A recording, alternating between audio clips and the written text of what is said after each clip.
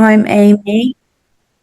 I'm a scientist, an education visionary, and a philosopher. I'm sorry, Amy, for all of those things, but it was Mercury playing with us and making the sound appear in the background. So, after these technical difficulties, thank you, everyone. I'm David. I'm a scientist, I'm an author, and I'm a holistic coach. And I'm really excited for this episode because we are going to decodify what is happening with our brains when we are under the effect of fear, which is something that we are mostly used to because the news and all of the world events are constantly dragging us to that place. Absolutely. It's definitely a touchy subject, so buckle up. Today we're going to talk about how fear pops out of nowhere and starts steering our life choices.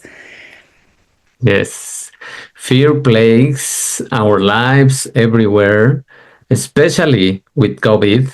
I think we experience an amount of fear that no one was ready for, and no one imagined the level of control that the governments worldwide have over us, and also the effects of not having these social interactions that we were isolated from, all of those things. And now we have these themes of economic wars and real wars that are constantly in place, and they never stop, and the government is just playing with us as pieces in a table of chess. And also the increasing control in surveillance, recognition, and control of every decision that we take. So I think this episode is really going to help you to understand that you are not too subjected just to the decisions of any kind of government, but you have your own agency in whatever happens with your emotions. Yeah, absolutely. We want you to be empowered with your own decisions and make your own choices with your own research. And I think fear is a common tactic that most people have used in history to control other teams and parties. You've mentioned the government, but also close to home, our parents can use control and other tactics as well to get us to do certain things that they'd like to. So it's everywhere. And I'd like us to think about, as we start this episode, when was the last time you felt fear? I think you might have felt it sometime this week, even maybe sometime today. So let's start by getting really relatable. We all know that feeling of fear, and it can come in different ways. It might happen when we're scrolling in our inbox, perfectly calm, and we see a subject line from our boss or our partner that says, "We need to talk." Yeah, that's a very alarming, let's say, sentence that when we read it, we always start creating different scenarios in our heads, and our stomachs drop in this level of fear, and we start feeling these butterflies, but not the good kind of butterflies, but the other ones. And also our palms sweat, and these are all the signals that our body is sending us to make us aware that we are under a threat situation, even though it's just something that is not really risking your life. No. Absolutely. So, yes, in that split second when we get that text, we're not just a modern human in a comfortable chair on our phones enjoying life. We feel like we're a prey animal on the savannah being hunted by a tiger. And actually, that's what happens in our brains, our higher brain, that part where we might write poetry, or some of us do our taxes. essentially goes offline. We've been hijacked. Oh my goodness, what's to come? And that's what is going to be fascinating to go deeper into what is happening. So this is very, very important that while the trigger is a digital email or a text, the software running in the background, that reaction is thousands of years old. So we are walking around with ancient hardware in a modern world where we are not supposed to be scared about a sentence. No. Exactly. I believe that in the old times where cavemen were around, fear was necessary for survival, and we'd have to run away from a real fear, like a bear attacking us or someone coming to steal our food. However, in another way, now fear is becoming from a fake threat, for example, our phone or our friend getting cross. So let's start with the mechanics. Hijack isn't just a metaphor, it's a neurobiological reality. Yeah, exactly. And this is what Daniel Goleman famously called the amygdala hijack. But to understand what happens inside of this region of our brains, we have to talk about speed. And when a threat appears, let's say a snake on a hiking trail, that visual information goes to the thalamus, the brain's relay station. From there, it splits in two paths, and we call them the low road and the high road. That low road, isn't that an ancient path? Yes, exactly, Amy. It connects the thalamus directly to the amygdala, and it's incredibly fast. We are talking milliseconds, and it triggers a defensive response before you even consciously know what you are looking at. It's a rough, dirty signal that it screams danger, danger, and your body freezes or it jumps back. Well, that makes a lot of sense in my mind when I'm feeling fear. So that is the low road, but is the high road then taking a more scenic route? I wish we could take that one, but we are going to define what is this high road. It sends now a signal to the sensory cortex and then the prefrontal cortex, so you have more agency into this thinking brain. And this takes about 150 milliseconds or more. So the cortex analyzes the image and says, wait, that's not a snake, that's a stick. It sends a calming signal down to the amygdala, but here is the problem. The low road has a head start. So if the fear is strong enough, the amygdala inhibits the prefrontal cortex before it can do its job.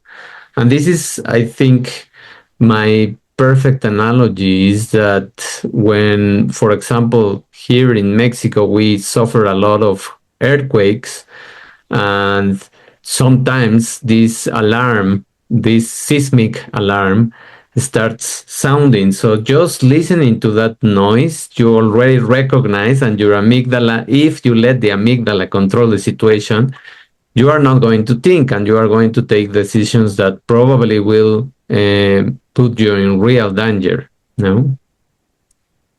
Yeah, exactly. So that low road is almost hijacking, as we were saying, that high road, the logical side. So it's our fear based, more animalistic, primal part of our brain going, alarm, alarm, alarm, danger, danger.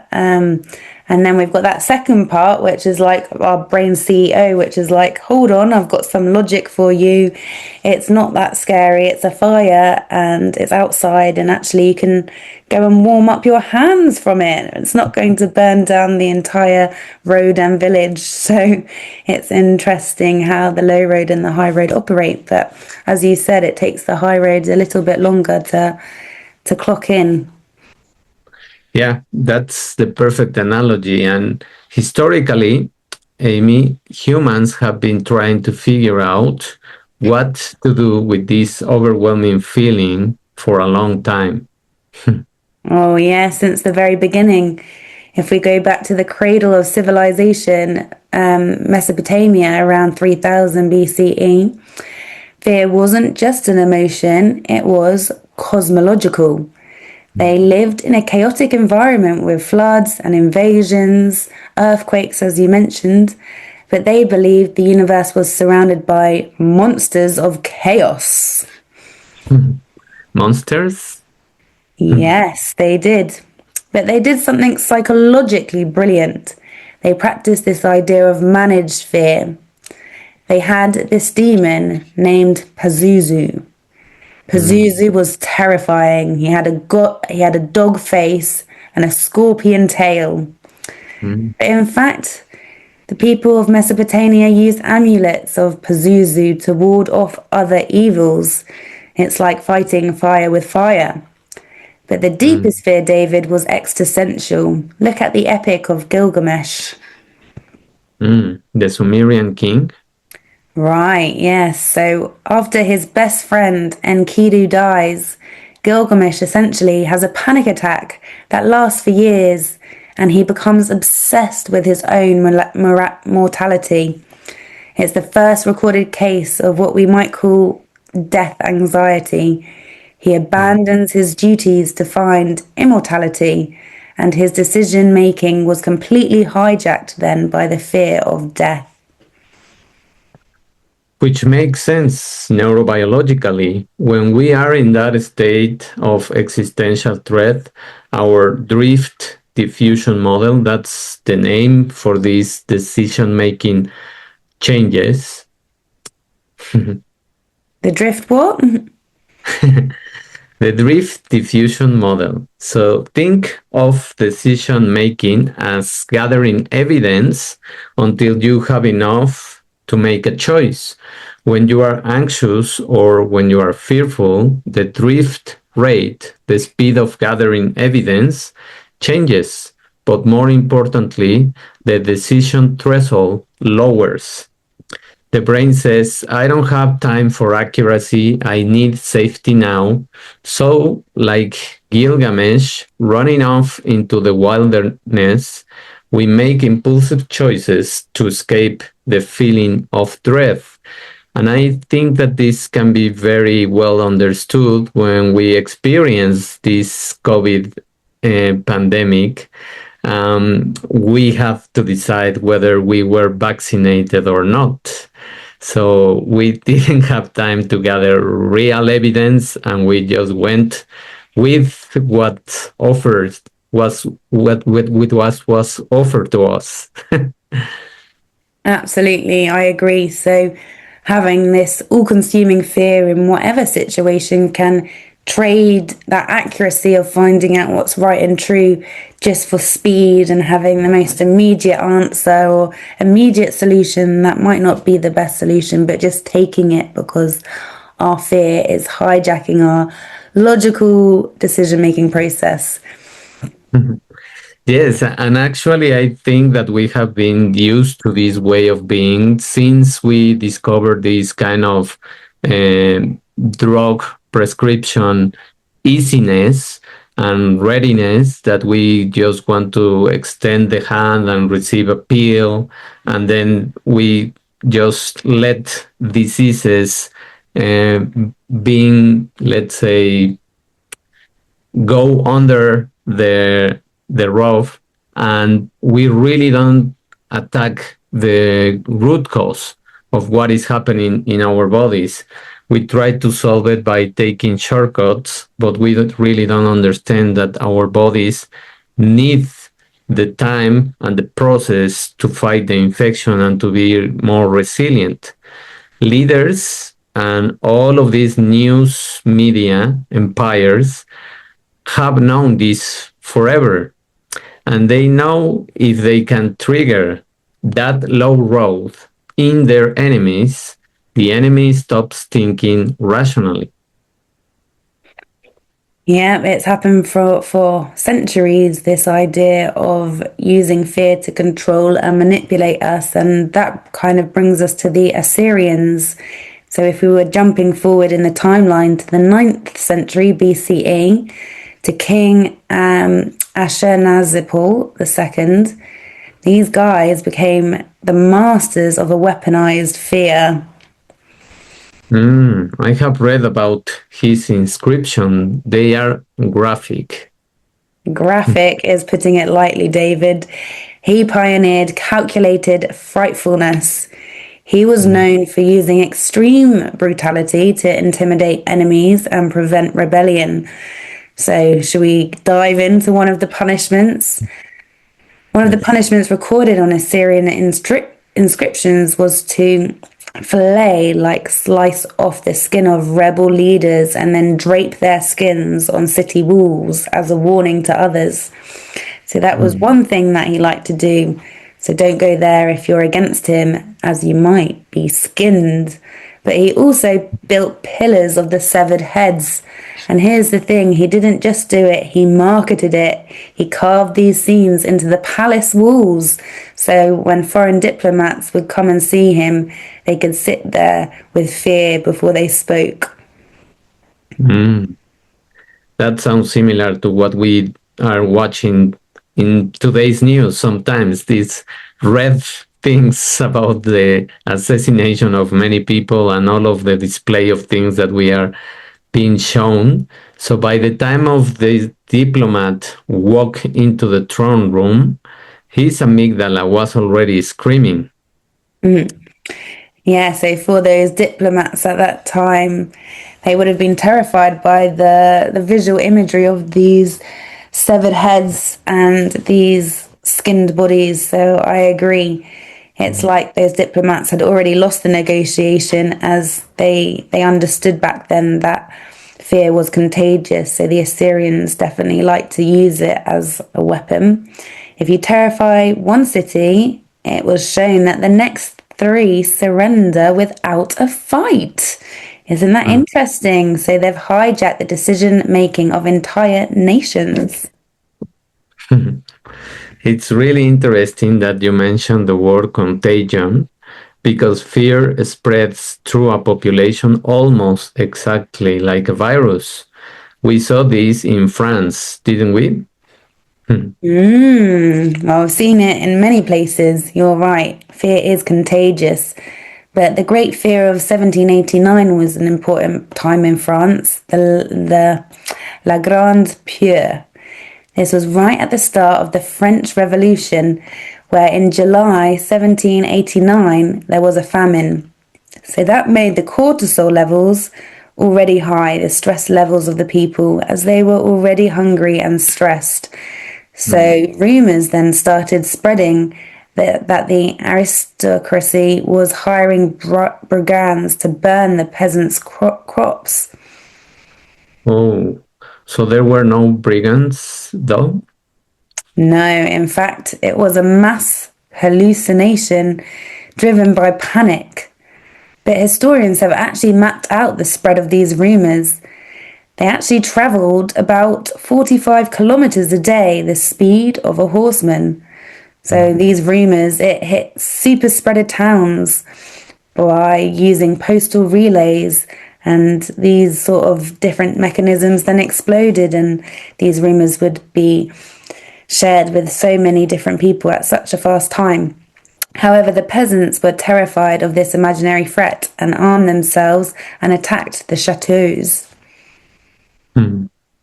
So it's a perfect example of the analysis paralysis paradox. So you would think that high fear would make people freeze, but often it makes them hyper reactive to false positives. Right. And this brings me to question for you, David. Why aren't fighting Assyrians or fleeing French brigades anymore? But we make terrible decisions when we're afraid. Why? Well, in modern economics, we see this in loss aversion, and Daniel Kahneman and Amos Tversky show that the pain of losing $100 is twice as intense as the pleasure of gaining $100. That makes sense. We're more wired to hold on and have more value to what we already have than what we don't have. Yes, but it gets tricky under stress. This is called the reflection effect. So listen carefully. When we are stressed, high cortisol, and we are facing a potential gain, we become risk averse. We take the safe bet, but, and this is the dangerous part, when we are facing a loss, stress makes us risk seeking. Yeah, so if I'm losing money, stress will make me gamble more. Exactly. Yes. So, because the amygdala is screaming, don't accept the lose. So, you double down and you make a risky bet to try to break even, usually leading to a bigger catastrophe. And it's the sunk cost fallacy on steroids. Yeah, I know what you mean about the sunk cost fallacy. It's basically when our brain says, I've already put so much into this, I can't stop now, even when stopping is 100% the smartest move. It's like sitting through a terrible movie because you paid for a ticket, or forcing down the last bites of a giant burrito even though your body is begging for mercy. Or it's a bit like times when I've been scammed and you think, oh, but if I just give this much money more, I'll get my money back. And it creates this sort of fear loop where you get trapped rather than being able to see a logical way out. Mhm. And that is also because our brain hates the idea of wasting effort. So instead of cutting our losses, we just double down. Whether it's time, money, energy, and pride, we'll double down to avoid feeling like we've made a mistake. But here's the kicker, the past costs are gone, they're sunk, right? So the only question that matters is, does continuing it make my future better? Well, usually the answer is no. And this does explain gambling addictions and, well, geopolitics. But let's bring this closer to home, relationships. Because I think fear destroys more marriages than a lack of love does. Yes, I completely agree. And we have to look at this polyvagal theory here. Stephen Porch identified that we don't just have fight or flight, we have a third state, which is freeze. Yeah. Well, there's also a fourth stage called fawn, where you try and people please, but the freeze state, you're right, that we were talking about is a bit like the deer in the headlights. Exactly. And thank you for clarifying that we have this fourth stage. Mhm. So, in a relationship, we call this stonewalling. And you know, when you are arguing with a partner and they just go silent, they look away and they stop responding. Oh, yeah, the silent treatment, it definitely feels, even though it's silent, incredibly aggressive and manipulative. Yeah, it feels that way, but biologically, it's often a survival response. Dr. John Gottman found that when people stonewall, their heart rates are often over 100 beats per minute. So they are flooded. Their nervous system has perceived the argument as a life threat, like a predator, and they aren't ignoring you to be mean. They have physiologically shut down to survive the attack. Wow. Now, that is some useful information. In fact, I really relate as well because I too, when I feel overwhelmed in stress and fear, I'm not able to talk. I'm just in that shutdown mode that everything's too much and I can't find a way out.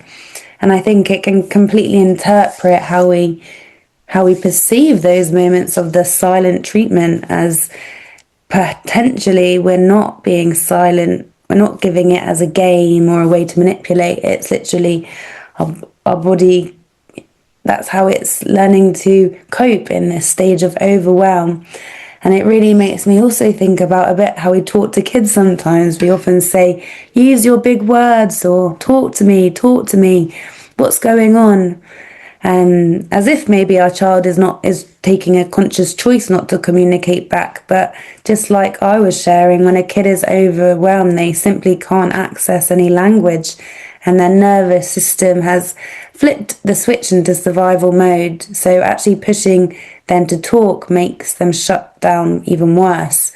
So I feel like it's kind of the same in relationships. So when my partner will go silent, I might assume they're being cold or punishing me, but it might just be as well that exact same biological freeze state where it's not a strategy or a game, it's just the full body overwhelm.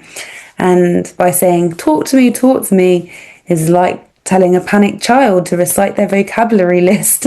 It won't work and it can make them feel even more unsafe. So, yeah, thanks, David. That reframing is huge. Instead of taking it personally, we could start recognizing that, like, oh, this person is terrified and not tuned out. Yeah, in that moment, I think what happens to our body is completely this primitive reaction, but it's just looking for safety and looking for something more coherent to say. And you, as you mentioned, you go back to this childhood stage, and their capacity to listen and empathize is offline because the amygdala has hijacked the social engagement system. And if you keep pushing them, you are just banging on a locked door. Yeah, it reminds me of the Aztec death whistles. Have you heard of those? I have, and they sound horrific. Yeah, truly. They were carved skulls that, when blown, sounded like a screaming human. They used them in battle to terrify the enemy. So, in a way, screaming at a partner who's shutting down in the modern relationship is the equivalent of the death whistle. It just triggers way more panic. And that panic will erode the trust. So when we feel betrayed, let's say, after infidelity, the brain codes the partner as a threat, and the anterior insula activates. So this is the part of the brain involved in disgust and pain. So, yeah, I've felt that feeling of betrayal before. It's literally nauseating. You want to be sick. Yeah, literally, and it's so real that you feel this sensation in your stomach, as if you want to just puke. Although it sounds disgusting, but you really want to do that, and you just want to step away and go somewhere safe. And it creates this betrayal blindness or hypervigilance. So the brain is constantly scanning for the next attack. Rebuilding trust isn't just about saying I'm sorry. It is about retraining the other person's amygdala to feel safe again. Yeah, I agree. So this is such a relatable topic, to be honest. How do we do that? How can we regulate this ancient fear system? Because we can't just turn off that amygdala. No, but we can strengthen the brakes. There are two main ways. One is top down, and the other is bottom up. Ooh, talk. Okay, walk me through the top-down approach. Well, the top down is the cognitive reappraisal, and this involves the prefrontal cortex, and it's telling yourself a different story. For example, instead of thinking my boss hates me, you think my boss is stressed and sends short emails. So you use logic to calm the emotion. It sounds a bit like the Stoics or even medieval theologians. You know, Thomas Aquinas, he had a brilliant distinction about fear.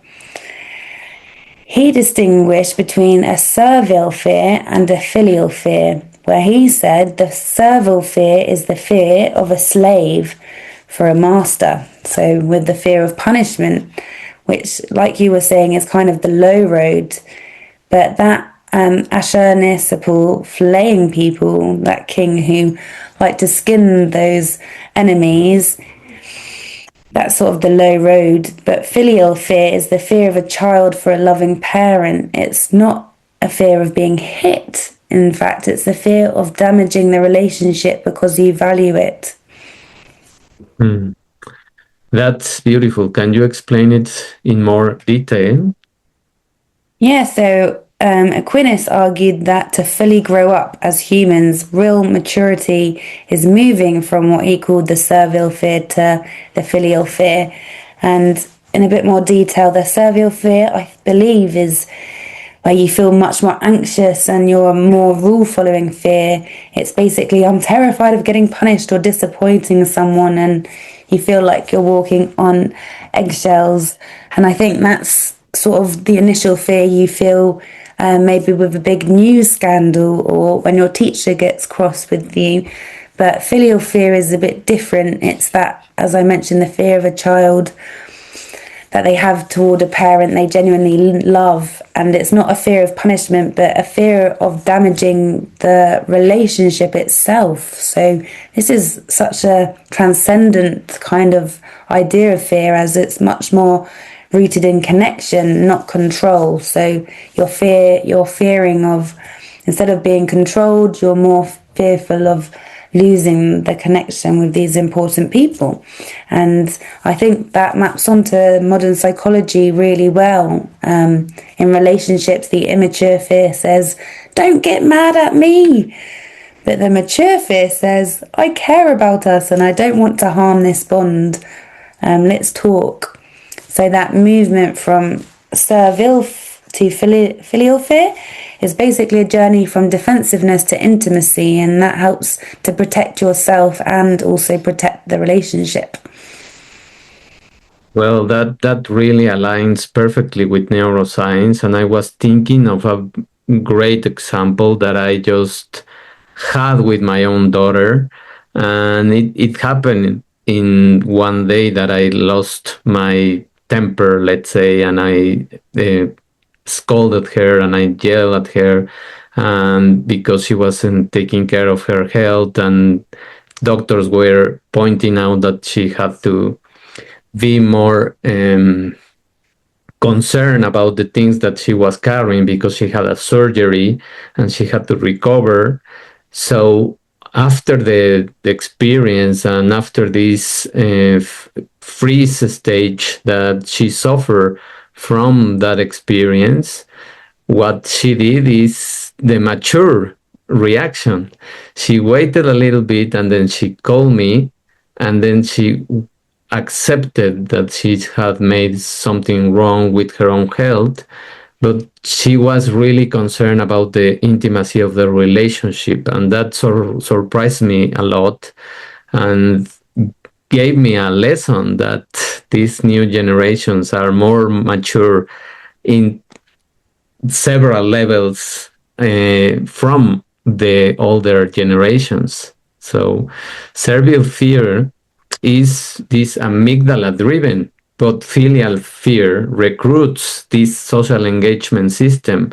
And as you mentioned, they want to conserve and preserve the relationship with your parents or with your friends, and the ventral vagus nerve.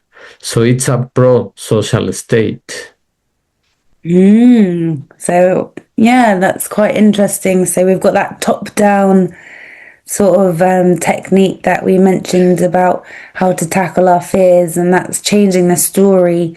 And that can look like, as we were saying, going from this immature type of servile fear to a more filial, mature fear, where we're starting to see fear as something that can preserve the special relationships in our lives. And yeah, I think you also mentioned that there's a bottom down strategy for tackling fear. So what about bottom up regulation? Yes, and that's where things like mindfulness and deep breathing come in.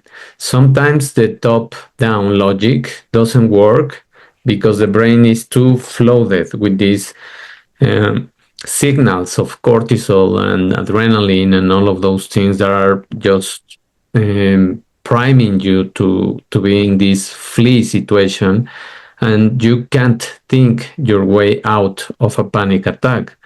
So what you have to do in this bottom up is to use the body. So you deep and you take a slow breathing, and that stimulates the vagus nerve, which sends a signal up to the brain saying we are safe. And it's physically impossible to be in full panic state if you are breathing slowly and deeply, and it forces the system to reset. Fascinating. Breathing solves the day again. But yeah, we're essentially trying to convince a 200,000-year-old security system that the email we need to talk isn't a tiger or a bear about to eat us and our children. Yes, exactly. So we have to be the parent to our own frightened child. Yeah, that is true. We need to be there for ourselves and also nurture it. So, yeah, those are some interesting ways of combating different fears. And I think it's important to highlight, that we need to find ways to either reframe the story or also find a way to keep our bodies safe with breathing. Those are important techniques, as something that's kind of wild as our human nervous system cannot tell the difference between a real threat and a fake one. And at least, as we were saying, not in that first split second. So as we saw in this podcast, really, that back in Mesopotamia, people did have real threats, real fears, real dangers. They had storms which would wipe out their crops. They had rivers that could flood entire communities. They had disease, famine, invasion. And so back then they created those mystical beings, the demons, storm gods and river spirits, to explain the chaos and give shape to their fear.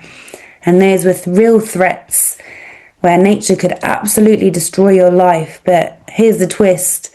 Now, in modern society, that same nervous system that helped a Mesopotamian farmer survive a flash flood is a system we're now using when our phone battery dies or when we get this jarring text from someone important in our lives. We're feeling that same physiological wiring as if it's a real threat. So our body is going to react just the way that we would seeing a real threat. Back in time, we would feel the heart rate jump, your stomach tightened, your breathing shift, and usually we would actually start running or moving to get the body out, especially if we were being chased by a predator. However, now what's quite alarming is when we feel all these fake threats as real threats, we're not expressing it, we're not moving it, we're staying stuck in that fear state. So as we mentioned at the beginning, that's how our brain can be hijacked, because our brain then goes in that cycle. Something's terrible's happening and help, help, help. And anyone with any advice or any solution, you'll jump on it just to try and release that feeling of despair. In a way, there's nothing wrong, because it's our brain being on survival and interpreting that loss of connection or uncertainty. But, it's important to know that, and talk to our kids as well about when a threat might feel real, but it's not actually real. Whether you missed an email, You haven't responded to a text for a week. You had a detention at school. These are the modern versions of ancient storms. But today, to get to that emotional, mature state, we could pause and ask, wait, am I dealing with a tiger, a thunderstorm, a predator, or just a dead iPhone? Even though the body reacts the same, the stakes are wildly different, and if we don't keep pausing and making that distinction continuously, our nervous system will drag us into a panic response over something that's not actually life-threatening. Exactly. And I think that really our bodies were uh, designed to give us a lot more, and we can start helping them to have more accuracy. So instead of just going back to this primitive survival mechanism, so when this survival mechanism fires off alarms first and sorts out the truth later, that was great when a real storm or invader would wipe out your village. But today, the same system freaks out when your phone dies, as you mentioned, or when someone takes too long to text back, and we start creating mental scenarios in our heads, which are, of course, not real. But our job is to add a second step. And this is the strategy that you can start using from now on. Noticing the signal and asking, is this an actual threat or just discomfort? So when we make this distinction, we stop letting false alarms run our lives, and we can feel the fear without handling it the steering wheel. So to wrap this up then, fear is not the enemy. No, fear is just information and is there to help us. The problem is that the calibration between a real threat and a fake threat is off in this modern world. Yeah, definitely. We need to do a bit more of distinguishing between what's a real threat and what's a fake threat.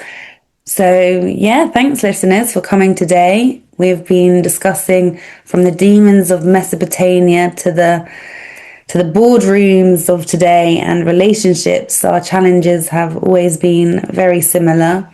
Humans have always wrestled with this moment where fear tries to hijack our choices.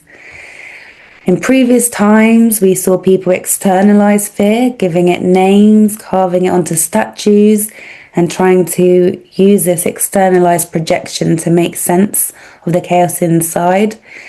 But today, we internalize it. We might not call it a demon, but we definitely call it the amygdala going on high alert. Although, whether it's outside of us or inside of us, the experience of feeling fear is identical. We have a sudden surge, we get tunnel vision, and we have the urge to react instead of respond. Yes, exactly. We live in this reactive society. And what is fascinating is that the invitation hasn't changed in 1,000 years. The work is still feel the fear, name it, and then choose with the part of yourself that is wiser with this prefrontal cortex than with your primitive brain, which is just trained to feel panic and don't have good decision. So that's what separates instinct from intention. And that's what it means to be human. Yeah, exactly. So fear isn't something we conquer once, it's something we learn to relate to.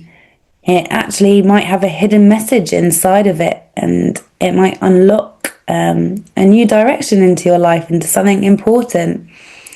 And we can also, as we've covered, we can actually train ourselves to navigate that hijack with a little bit more compassion and a lot more clarity. Oh, yes, that is really, really important that we learn to control the fear and not let the fear control us or control any of the decisions that we are going to take. So, do you have some tips, Amy, to end with help for the listeners to do this and for us, of course? Well, absolutely. You've made some great points in this podcast series, but here are 5 holistic tips so we can work with fear instead of obeying it.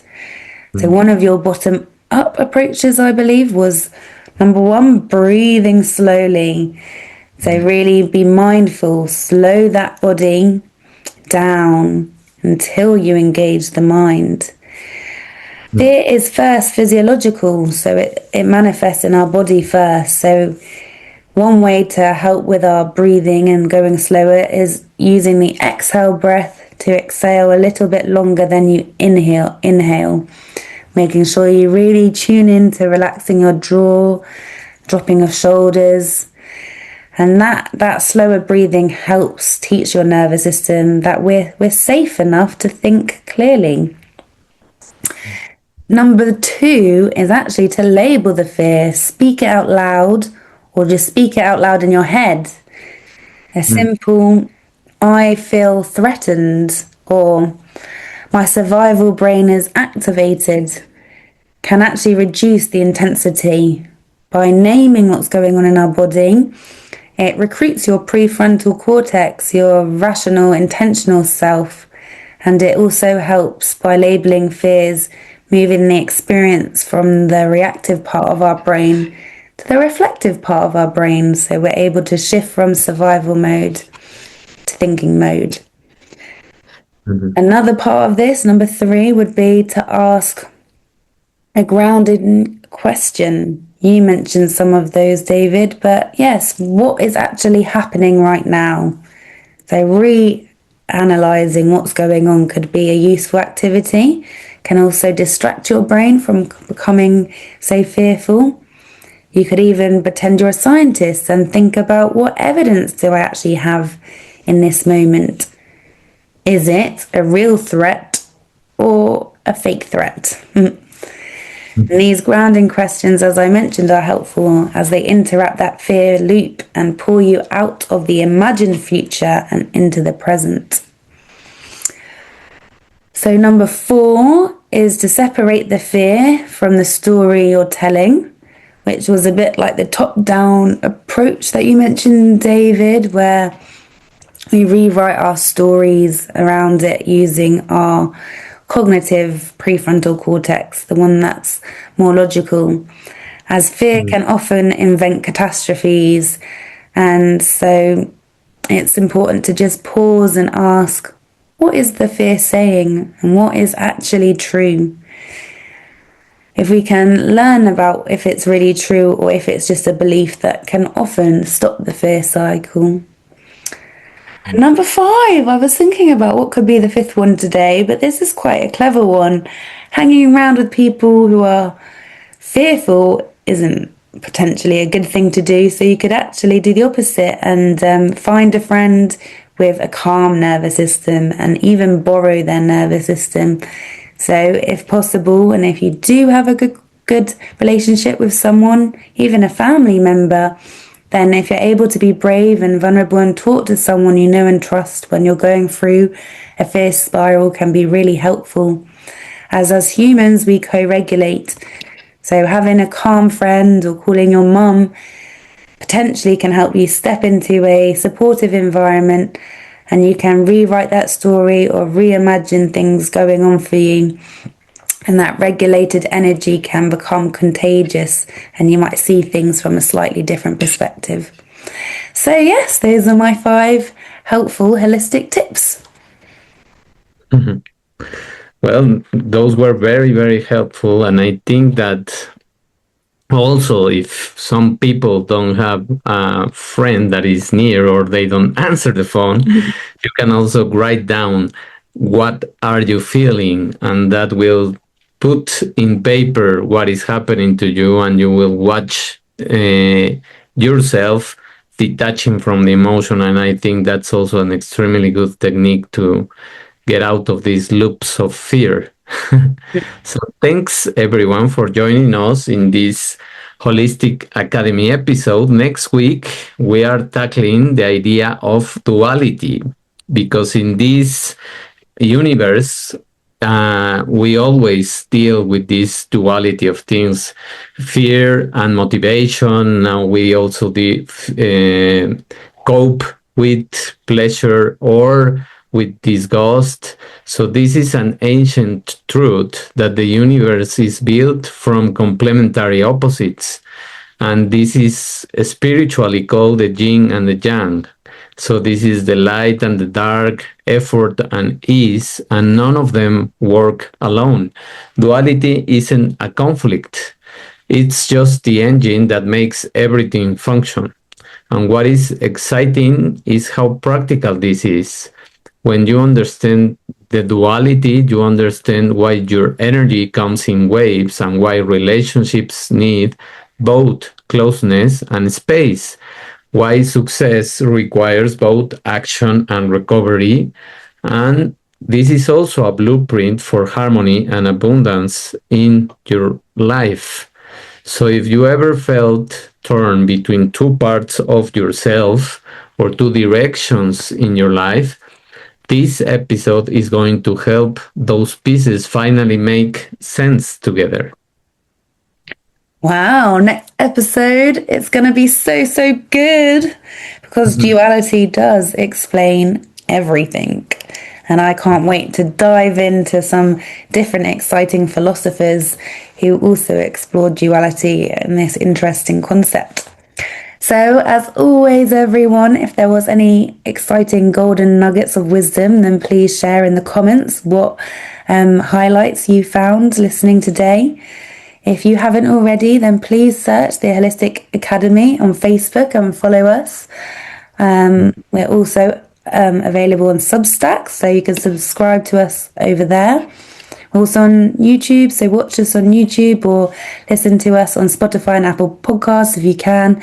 And please, please rate us. That really helps with the algorithm in sharing this knowledge and helping reach the people who want to hear this wisdom and these new insights to help live their own holistic life. So until next time, please follow us. And if you like it as well, don't hesitate to share it with a friend. Thanks and take care. Take care, everyone. See you in our next episode. Bye. Bye.